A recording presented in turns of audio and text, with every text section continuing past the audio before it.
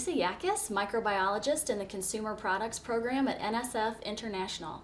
Today I'm going to show you how to use cleaning solutions for your acrylic showers. You will need rubber gloves, non-abrasive shower cleaner, and a scrub brush. Step 1. Wear rubber gloves to protect your hands from the cleaner as well as exposure to hot water. Step 2.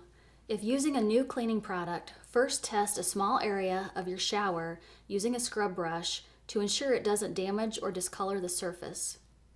Step 3. Once you are sure that your product will not harm the surface, wash your entire shower following the product's instructions. Step 4. Rinse and your shower is clean. Once or twice a week is sufficient for most homes. I'm Lisa Yakis, and that's how you use cleaning solutions for your acrylic shower.